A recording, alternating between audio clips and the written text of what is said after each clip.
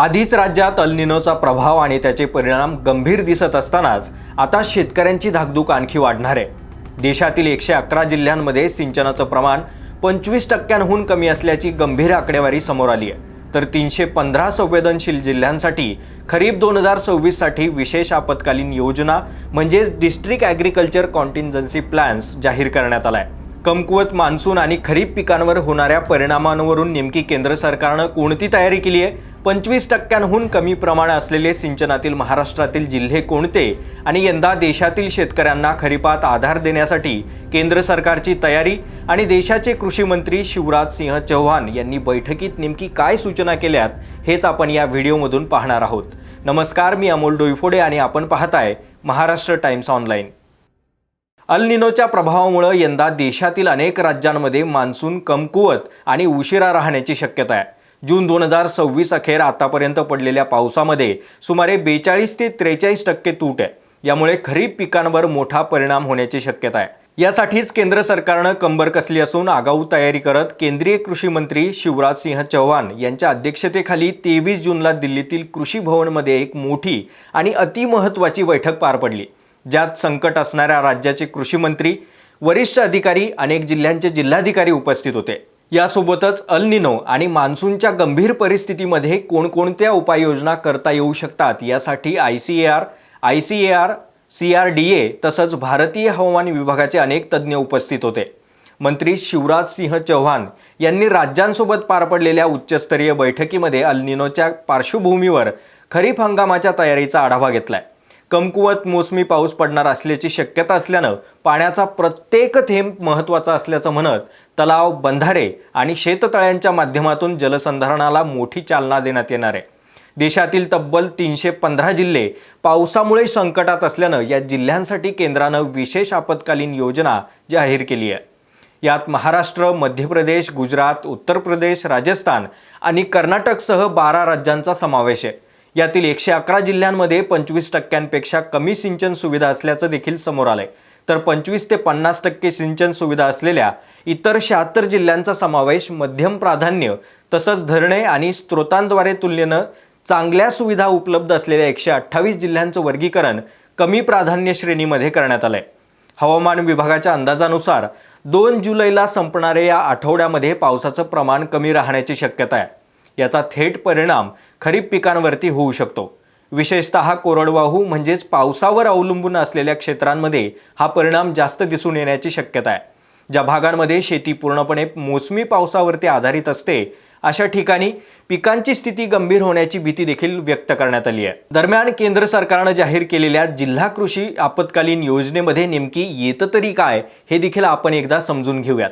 तर यामध्ये प्रत्येक जिल्ह्यासाठी ICARने तयार केलेल्या योजनांमध्ये स्थानिक हवामान, पाण्याची उपलब्धता आणि पर्यायी पिकांच्या शिफारसी देण्यात आल्यात।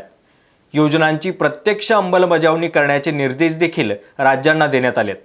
पावसाची शक्यता कमी असल्यानं खरीप हंगामामध्ये उत्पादनात कोणतीही तूट पडू नये याची देखील दक्षता घेण्यात आली आहे। यासाठीच कमी कालावधीच्या आणि कमी पाणी लागणाऱ्या पिकांवरती भर देण्यात आलाय। कडधान्य, भरडधान्य आणि तेलबिया यांना प्राधान्य देण्याचे निर्देश राज्यांना देण्यात आलेत। मोसमी पावसाचा धोका लक्षात घेता जिल्हा कृषी आपत्कालीन योजना, जलसंधारण आणि सिंचन व्यवस्थापन यासोबतच पिकांचं धोरण, बियाणे, खते आणि कृषी निविष्ठांची आगाऊ व्यवस्था, KVK आणि डिजिटल मंचच्या माध्यमातून वैज्ञानिक सल्ला, पशुधन आणि चारा व्यवस्थापन यासोबतच प्रधानमंत्री पीक विमा योजना, किसान क्रेडिट कार्ड आणि PM किसान अशा शेतकऱ्यांसाठीच्या आर्थिक सुरक्षा तसंच बहुराष्ट्रीय समन्वय आणि देखरेख व्यवस्था यासोबतच उत्पादन उद्दिष्ट, साठवणूक आणि अन्न सुरक्षा असे टप्पे नियोजित करण्यात आलेत। जिल्हा कृषी आपत्कालीन योजनेच्या सुरक्षेसाठी जिल्ह्यानुसार हवामान परिस्थिती, पीक पद्धती, जलस्रोत आणि जोखीम घटक यांचा समावेश आहे। तसंच पावसाच्या परिस्थितीमध्ये योग्य पर्यायी पिकं, पीक वैविध्यीकरण धोरण, उपलब्ध जलस्रोतांचा योग्य वापर आणि जोखीम कमी करण्यासाठी अतिरिक्त उत्पन्नाच्या संधी यासारख्या उपाययोजना सुचवण्यात आल्यात। योजना केवळ कागदावर किंवा फाईल्समध्ये मर्यादित न राहता त्यांची प्रत्यक्ष अंमलबजावणी करणारी कृती योजना तयार करण्याचा सज्जड दम देखील चव्हाण यांनी बैठकीत दिलाय।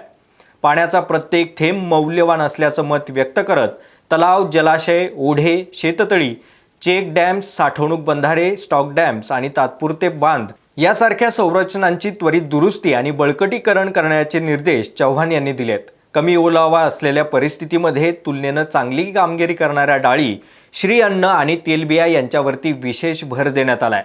ज्या जिल्ह्यांमध्ये दुबार पेरणीची गरज भासू शकते तिथे सुमारे 1% अतिरिक्त बियाणं साठा उपलब्ध राखीव ठेवण्यात आलाय. खत मंत्रालयाच्या अहवालानुसार खरीप हंगामासाठी युरिया, DAP, MOP, NPA आणि SSP यांसारख्या सर्व प्रमुख खतांची उपलब्धता समाधानकारक आहे.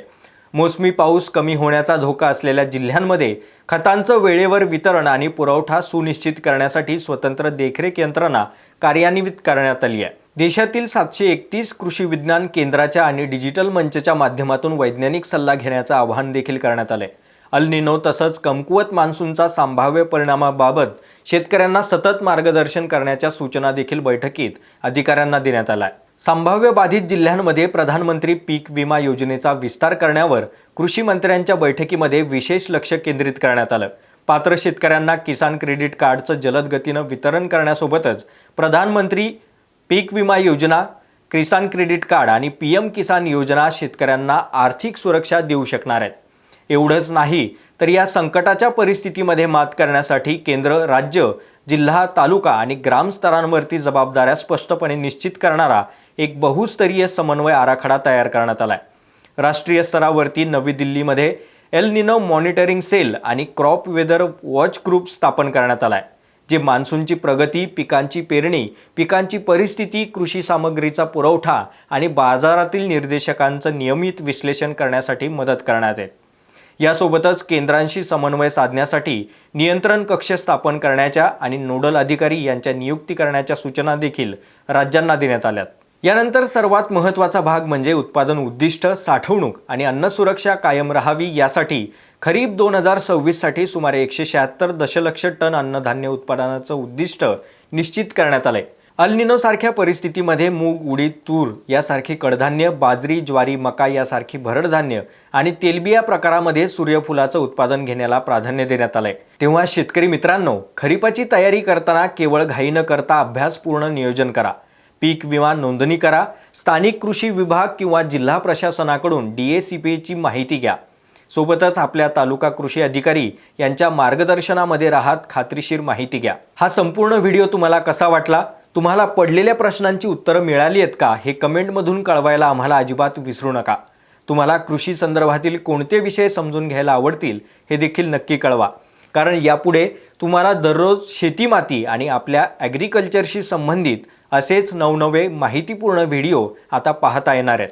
बाकी अजूनही तुम्ही महाराष्ट्र टाइम्सच्या YouTube चॅनलला सबस्क्राईब केलं नसेल तर लगेच करून घ्या आणि Facebook, Insta पेजसोबतच आमच्या सर्व सोशल मीडिया पेजला देखील नक्की फॉलो करा.